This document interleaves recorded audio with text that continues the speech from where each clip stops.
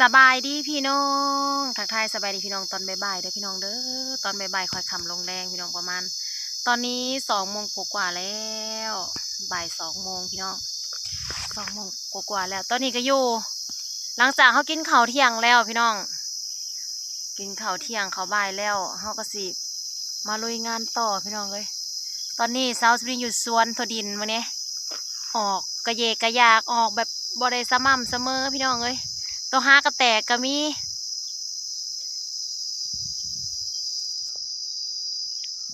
แต่ว่าออกมาคนเดียวเด็กๆก็บ่ได้ออกมาซ้ำก็สิบ่มีผู้สวยเลยพี่น้องเลยสิได้ทำคนเดียวเขาสิมา3 ถั่วดินพี่น้องแต่ว่าบ่หลายซ้ำของคุณแม่ดอกของคุณแม่นั้นบ่ออกจะได้ละฟังเบิ่งตัวเขาปลูกใหม่เมื่อนั้นกับเด็กๆนะหากระเห็นแตกเขิบพี่น้องเลยอันนี้นั้นส่วนตัวนี้นี่มันโตแตกกระแตกโตที่แบบว่ามิดซอยม้อยก็มีพี่น้องเลยบ่ออกเลยตัวตายก็มีสงสัยตัวตายนี่ซีเมนตัวไก่เขี่ยตัวไก่ดึงขึ้นมากินมันหักมันขาดเสื้อออกเนี่ยออกซาเด้พี่น้องเพราะว่าตอนเขาปลูกนะตุกปลูกปุ๊บแล้วก็ฝนมันตกลงมาเนาะพี่น้องมันคล้ายๆคือกันกับเขานี่แหละถ้าเขาหว่านแล้วแหละฝนตกมาอันบ่ออันนี้จะเถื่อเนี่ยมันก็บริโป่งเลยพี่น้องไอ้เขาก็ได้บางคนก็ไถถิ่มแล้วก็หว่านใหม่แต่ว่าของซุมเฮาเนาะพอดีเป๊ะเลยพอดีฝนหยุดเนาะฝนหยุดแล้วก็สาวสุบนี้ก็พากันหว่านที่นี่แหละออกงามพี่น้องเดี๋ยวมาแรงสิพาลงเบิ่งอากาศเย็นๆสิก่อนแต่สิพาลงไปชมเขาคุณแม่แล้วก็เขาหน้าโนนของสาวสุบนี้ก็เริ่มเขียวเนาะขาดรอแต่ฝนเดี๋ยวนี้นะฝนบ่มาโหยหายพี่น้องอยากได้น้ำฝนอยู่ลงมาโหยบัดมือนั่นไปร้องเพลงวันที่6นั้นตกลัดทางอยู่แถวอันหลัก35ขึ้นไปพี่น้องเลยไปบันดงหน่อยหัวคำตกคักตกแหน่ตกจนไปร้องเพลงสุดเลยว่าสิกลับคืนมาบ้านโอ้ยเธอดินกันเลยมาย่อมมาแยมสิได้เสียหยาอะไรพี่น้องเลยสิได้กบดินกบยังอะไรแหละไปเดี๋ยวเขาสิขากล้องกับบ่มีพี่น้องเลยได้จะทำยังไงอ่ะใครจะเป็นขากล้องให้หนูอ่ะเดี๋ยวมาชมเบิ่งก่อนว่ามันออกสำใดกันเนาะพี่น้องจ้ามาชมกันเลยว่าถั่วดินเขาออกงามสำใดแล้วพี่น้องต้นถั่วดินเขานะตัวใหญ่ก็ใหญ่แล้วตัวบ่ออกก็บ่ออกพี่น้องเลยเขาก็สิมาสามใหม่อีก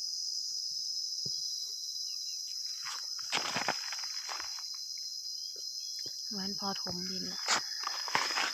ตัวเงาะมันตายบ่เบิ่งคือจังบ่ใหญ่จักเถื่อแท้ตัวแตกก็ออกมาก็มี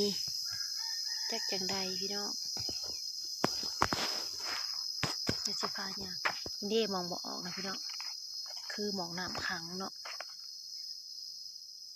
มันก็จะเป็นเดินแบบนี้นะหมูมันออกแล้วตัวแตกคือเพิ่นมาก็มีสงสัยเหอะมันแข็งแหงบ่เขาเหยียบแหงโพดมันแหงเกินบ่แข็งเกินออกก็ได้หมอแตกเหิบก็แตกเป็นยังไงลูกอ้อยป้ามันก็แข็งอะไรได้พี่น้องเฉพาะมันมา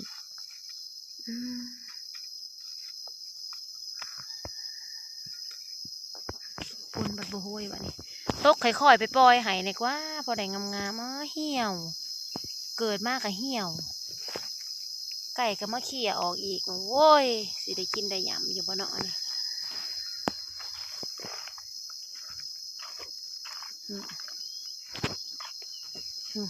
เหี่ยวพี่น้องเอ้ย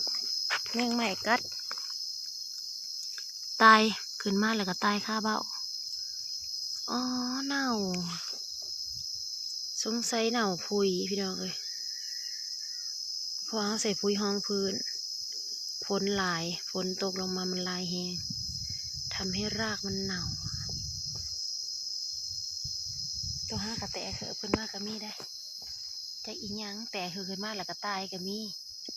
อ๋อมันออกงอกอยู่แต่มันตายพี่น้องเอ้ยแค่ให้มันตายคาเบ้าคาเบอร์มันโอ้หิน่ะเรียกว่าไก่ก็มาสับดีเป็นประมาณนี้พี่น้อง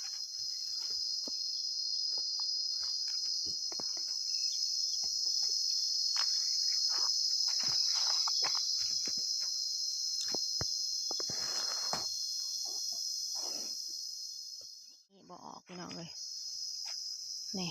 เขาก็สิได้มาปลูกใหม่คืนใหม่เบิดเออว่าบ่ร้ายก็ร้ายเต๋อพี่น้องเอ้ยซองแปลงเต็มเลย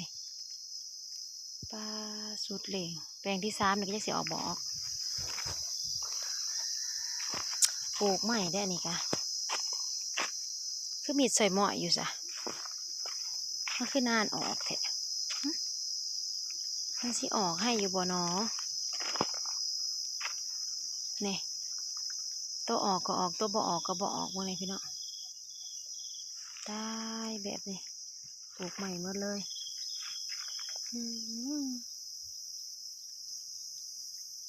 ตายไปเริ่มปลูกกันเลยมาเฮ็ดเวียกสิมาคุดอันปลูกทุดินนำกันเลยพี่น้องบัดนี้ไปรุย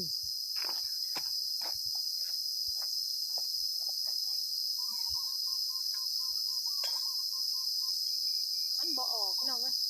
บ่ออกลาย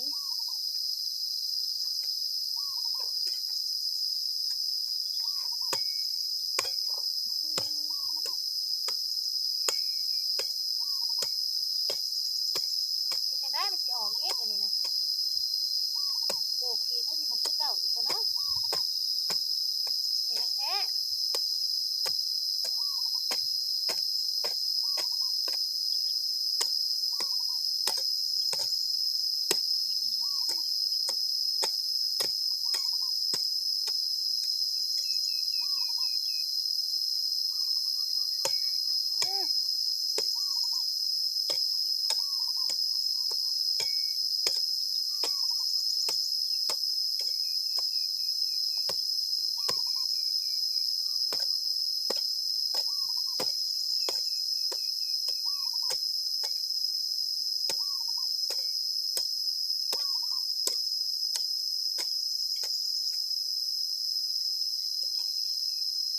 ร่างแต่งเหือกกันนี่เรา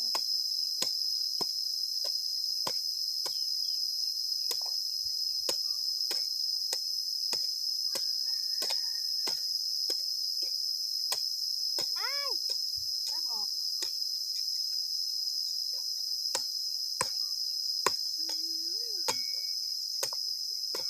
กินอย่างนี้วะ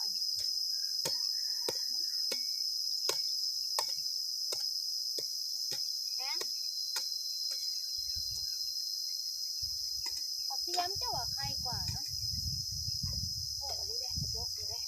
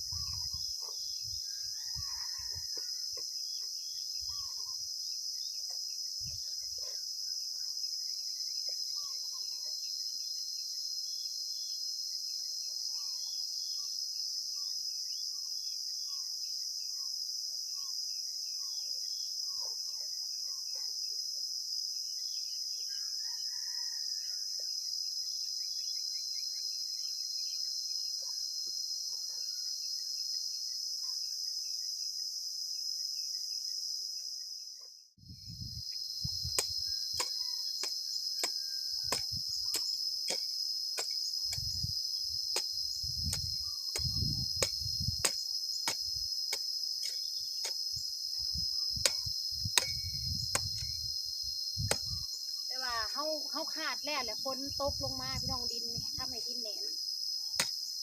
มันเลยบ่ออก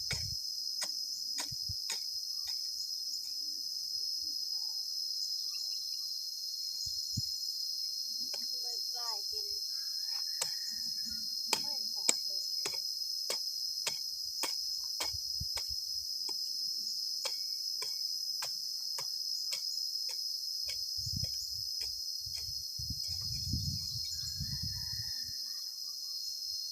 ออกไป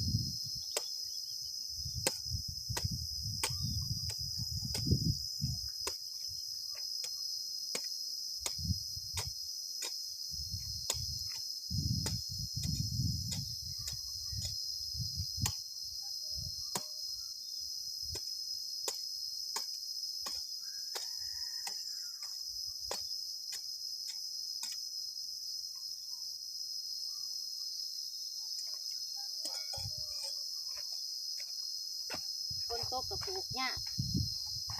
แกงกับปลูกหญ้าโอ้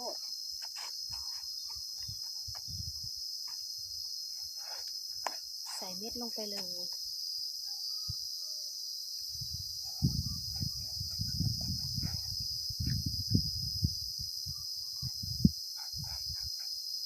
ร้ายอันนี้ได้พี่น้องไว้สั่งปลูกใหม่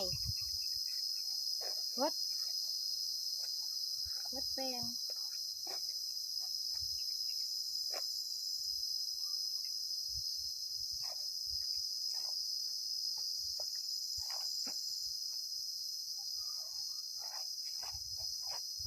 เด้อ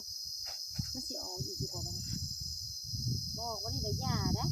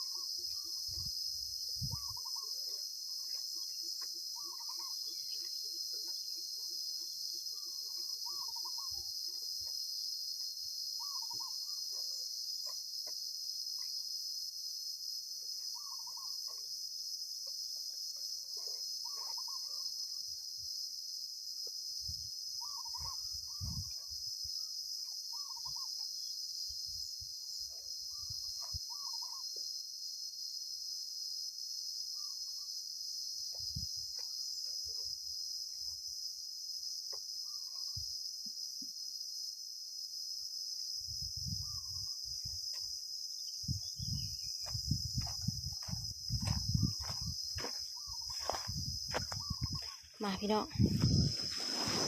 โอเคเดี๋ยวสาวสุดีสิลงคลิปให้พี่ให้น้องเบิ่งสักก่อนแล้วก็สิทำต่อไปให้มันเสร็จพี่น้องจ้าโอ้ยเป็ดคู่เลยสัม